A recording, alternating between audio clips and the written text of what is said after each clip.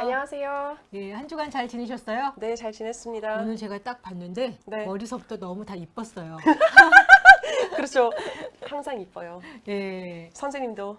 제 마음이 이쁜가 봐요. 선생님이 네. 아주 이뻐 보였거든요. 그러니까요. 네, 오늘은 지난 시간에 이어서 이 받아들임이라는 책 5과에서 8과까지 저희가 함께 좀 이야기하면서 나눠보겠습니다. 제가 이 책을 읽으면서 계속 이제 제 자신한테도 좀 적용을 해보고 이제 여기에 나와 있는 이제 훈련도 좀 해보고 이렇게 하다가 때로는 어떤 때는 이렇게 고통, 아픔 네. 이런 거에 저도 모르게 집중하는 순간들이 있더라고요. 그래서 이거 좀 네네. 잘하고 있는 거야? 뭐 막 이런 생각이 들 때도 있고. 네. 그리고 몸에 대해서는 사실 별로 이렇게 크게 신경을 안 썼던 것 같아요. 네네, 그쵸. 근데 오늘 그 5장의 제목이 네. 몸과 가까워지기 근본적 수용의 기반이다라고 네. 이제 이야기를 하는 걸 보면서 한 번도 뭐라 그러나 불편할 때 제 몸에 대해서 신경 쓰거나 내 몸의 반응이나 느낌에 대해서는 내가 신경을 쓰지 않았구나, 전혀 개의치 않았구나 이런 생각을 하게 됐어요. 네. 선생님은 어떠세요? 저도 그렇긴 한데, 근데 신경을 쓰려고 노력은 해요. 왜냐면 이제 뭐 감기가 걸렸다라는 건 내가 피곤하다라는 얘기인 거잖아요. 지금 저도 네. 눈 속에 뭐 돋았거든요. 안 보여요? 안 보이죠? 왜냐면 이거 뒤집어야지 보이는 네, 거라서. 근데 네. 피곤하면 항상 이렇게 나타나더라고요. 예. 근데 이제 우리가 안 알아줄 때 네. 몸이 네. 한 거를 하죠. 아픔으로. 아, 그렇죠. 네네. 그렇죠. 그래서 예. 신경을 쓰려고 노력은 하는데 사실은 음, 아무래도 몸에는 많이 관심은 안 가는 것 같아요. 그죠. 네. 그래서 오늘 그 책을 좀 이렇게 보니까 그 148페이지에 이런 이야기가 있더라고요. 근본적인 수용을 삶에 적용하는 것은 우리 몸에서 지속적으로 일어나는 감각을 의식하는 것과 같이 가장 기본적인 수준에서 시작한다. 내 몸을 알아차림하며 살게 되면서 습관적 반응의 뿌리를 발견하기 시작한다. 그동안 나는 두려움과 슬픔을 만들어내는 불쾌한 감각을 회피하고 있었다. 마음 챙김으로 감각의 움직임에 마음을 열자 분노와 스토리에 의한 통제가 자연스럽게 느슨해졌다라고 이야기를 하고 있어요. 네. 선생님 이 이야기에 대해서 조금 더 설명이 되세요? 이거 자체는 그런 거죠. 우리 몸이 사실 의식하는 것 자체가 되게 중요하다라고 얘기를 하는 거거든요. 네. 그러니까 여기 이제 그 안 읽으셨지만 헨리 그 데이빗 소로 선생님께서는 말씀하신 게 이거잖아요. 가능한 한 당신의 삶이 흐르는 물길 가까이에 살라라고 이야기를 하는 거잖아요. 네. 이거 자체가 무엇이냐면 내 몸이 그러니까 우리가 이제 마음으로 혹은 마음까지는 안 가도 생각으로 내가 변화가 되었다라고 생각을 할 수도 있어요. 그러니까 뭐 예를 들자면 우리는 부정적인 표현, 부정적인 감정, 부정적인 단어는 잘 사용 안 하게 되어 있잖아요. 특히 기독교인들은요. 그렇죠. 그래서 I am okay 계속 하는 거예요. 그게 사실은 제가 좀 드리고 싶은 말씀이 네.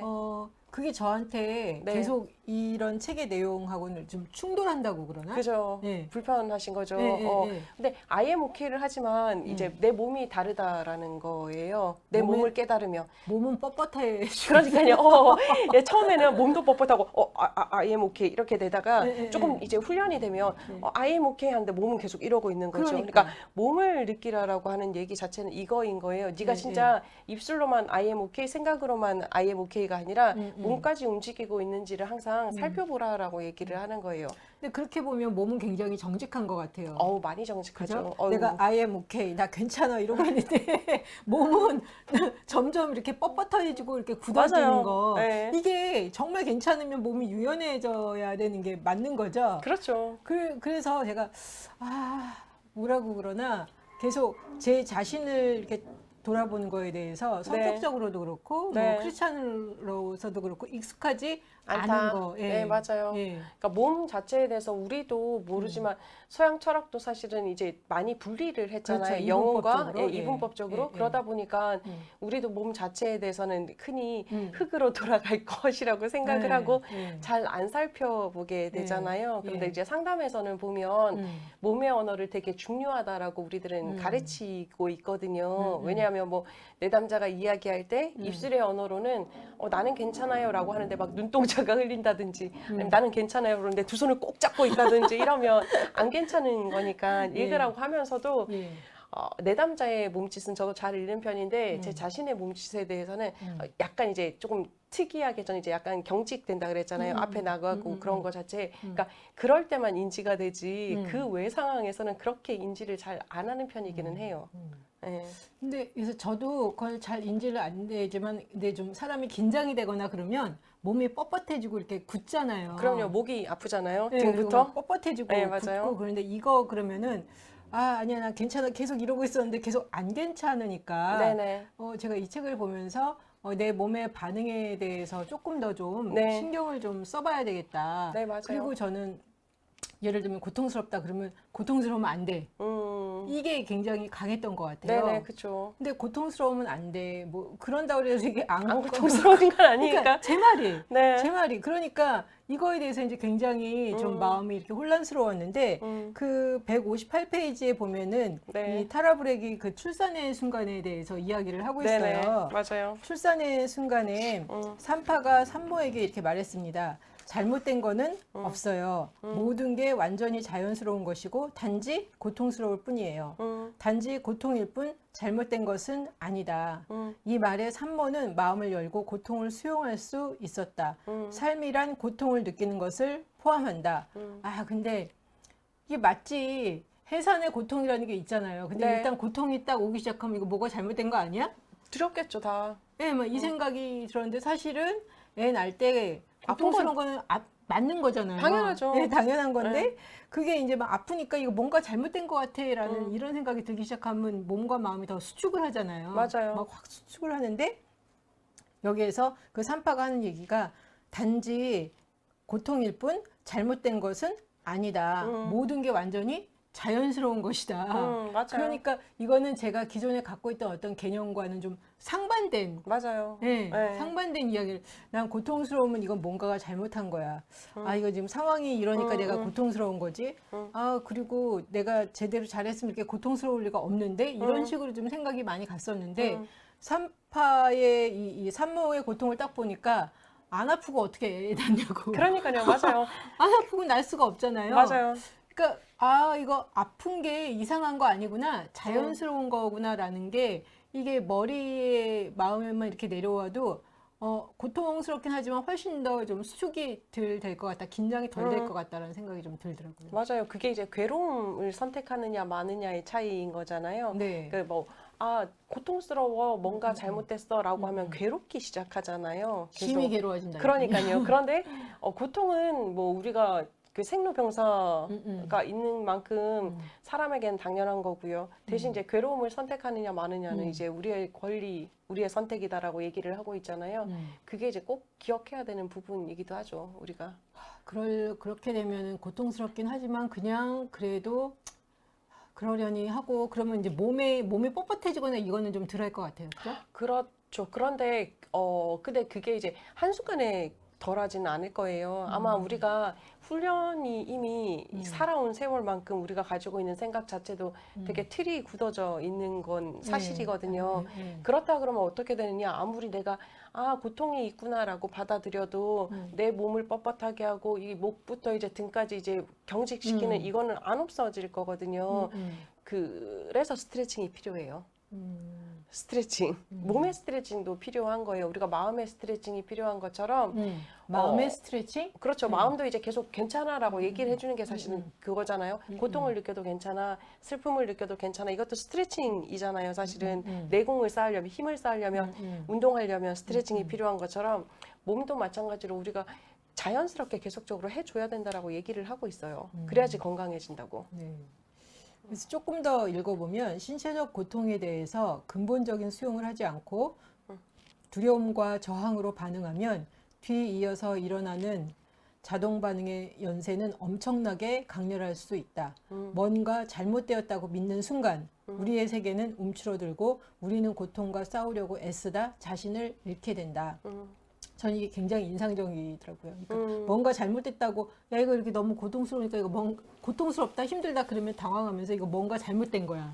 이 생각이 들잖아요. 네. 그러다 보면 우리의 세계가 확 움츠러들고 이 고통을 받아들이기보다는 이 고통과 싸워야 된다는 생각이 막 드니까 그때부터는 내 자신이 안 보이고 중심을 유지하는 것도 안 되는 것 같아요. 그렇죠. 쉽지 않죠. 싸워야 되니까요. 네. 싸운다라는 건 이겨야 된다라는 얘기잖아요. 그렇죠. 그러면 전심을 다할 수밖에 없으니까요. 이길 수 있을까요? 못 이기니까 못 이기니까 여기서 보면 계속 그러잖아요. 고통하고 싸울 생각을 하지 말라고. 못 이긴다. 네, 어차피 못 이기니까요. 왜냐면 그걸 어떻게 뭐 있는 걸 없다고 할 수는 없잖아요, 사실. 근데 제가 이때까지 어떤 방식을 취했나 이렇게 보면 네, 이기고 못 이기고 이런 것도 생각 안 하고 무조건 누르는 거. 그렇죠. 음. 그것도 사실 싸우는 거잖아요. 너 그것도 나오기만 해봐. 너 내가 가만 안 둘 거야 이 마음이신 거잖아요. 네. 그리고 이제 또 하나 생각한 거 그렇게 누르고 있으면 언젠가는 기다리면 인내하다 보면 사라질 거야. 그러니까요. 걔도 실체가 있는데. 예, 그래서 제가 이 책을 조금 더 보면서 안 되는구나. 네. 여전히 있구나. 그리고 네. 싸워서 이기기도 쉽지 않구나. 그렇죠. 라는 생각을 좀 해보게 됐습니다. 네. 네. 178페이지에 네. 우리가 정신적인 개념으로부터 자유롭고 감각이 깨어 있을 때 우리가 경험하는 소리나 냄새, 모습, 진동은 우리를 모든 곳에 모든 삶과 연결시킨다. 그것은 나의 고통이 아니라 땅의 고통이다. 나의 삶이 있음이 아니라 단지 삶이다. 열려있고 강렬하며 신비롭고 아름다운 삶이다. 감각의 변화무쌍한 춤을 근본적 수용으로 마주함으로써 우리는 본래 우리가 이 세계에 속해 있었음을 발견하게 된다. 우리는 별개의 개별의 존재가 아니다. 즉 어느 일시적인 경험에 한정되지 않는다. 우리는 전체 안에 있는 전부이다 라고 이야기를 하고 있어요. 우리는 왜 그러세요? 내 고통, 나의 아픔, 힘듦 이게 굉장히 강하잖아요. 네. 근데 이게 사실은 우리가 좀 손을 놓으면 이게 전체로 퍼져나가면서 이게 단순한 나의 고통이 아니라 그냥 이 삶의 고통이라는 거. 네, 맞아요. 국한되지 않는다는 거죠, 사실. 그 두 가지 차원으로 저는 봤는데, 전 세계가 연결되어 있다. 네. 자연만물과 연결되어 있다. 뭐 요즘에 우리 그 지구 온난화 얘기 되게 네. 많이 하잖아요. 네. 그래서 바싹 마른 북극곰 이런 거 되게 많이 보는데, 그리고 플라스틱 먹은 이제 어린 거북이들, 그러니까 그런 얘기를 한다라는 것 자체는 고통이라는 것도 즐거움이라는 것도 전 세계적으로 연결되어 있다라고 저는 받아들였고, 그렇죠. 두 번째는 모두 다 한 사람도 예외 없이 이 모든 감각을 가지고 살고 있다라는 위안이 되지 않을까라는 생각이요. 그러면 뭐 내 거야 뭐 막 나만 힘들어 이게 안 되는 거죠. 그렇죠. 그냥 편안하게 그래 내가 당하니까 누군가도 당하고 있겠지. 뭐 나만 당하고 있다라고 생각이 될 때가 어떻게 보면 가장 힘든 거죠. 네, 억울하잖아요. 왜 나만? 왜 나만? 네, 나의 고통이 아니라 땅의 고통이다. 나의 삶만 있는 것이 아니라 나의 삶 이게 아니라 단지 삶이다. 그랬을 때 우리가 보면은 조금 더 좀 아니 뭐 나만 당하는 거 아닌데 그러면 조금 좀 여유로워지죠. 그렇죠. 네, 그런 맞아요. 것 같아요.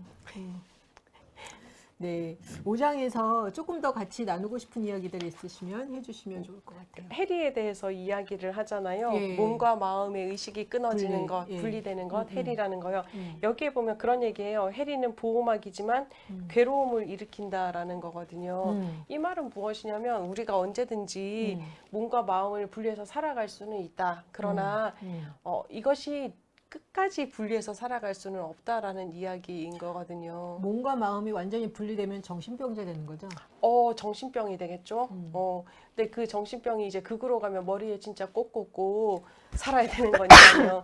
그런 부분에 대해서 얘기를 하는 거거든요. 우리가 몸을 소중하게 생각해야 되는 이유 중에 하나가 썩어 없어질 육체가 아니라 우리의 생각, 우리의 감정, 우리의 기분을 다 나타내는 게 내 몸이구나라는 생각이 필요하다. 그래서 해리가 아니라 몸도 마음도 영혼도 하나 안에서 만나야 할 필요가 있다라는 거. 저는 예를 들면 네. 너무 힘들 때 네. 그걸 누르면 몸과 네. 마음이 분리가 되잖아요. 네. 근데 그래도 좀 마음은 알아서 지 볼일을 보러 다닐 수 있잖아요. 그렇죠. 네? 근데 이 책에서 계속 이야기하는 것 중에 하나가 네. 몸에서 고통을 그대로 느껴라. 네. 당황스러운 거지. 그렇죠. 못 나가잖아. 못 나가죠. 근데 이제 문제가 뭐냐면 몸과 마음을 분리해서 살아가면 어느 수준의 일정 양만큼은 살아갈 수가 있어요. 왜냐하면 이미 이제 선생님이 사용하셨던 그 눌러놓는 방법이요. 젊었을 땐 가능해요. 마음이 젊고 이제 마음에도 근육이 이제 잘 발달되어 있으면 우리도 이제 몸의 근육이 잘 발달되어 있으면 몸이 건강한 것처럼 마음도 마찬가지인 거거든요. 근데 이제 나이가 들수록 허벅지 근육을 키우라라고 얘기 요즘에 나오더라고요. 근력 운동하라고요. 근데 그렇게 하는 이유가 뭐냐면 근육이 없으면서 몸이 자꾸 노쇠해 가고 더 병에 노출되어 있다라는 이야기를 하고 있거든요. 마음도 마찬가지인 거예요.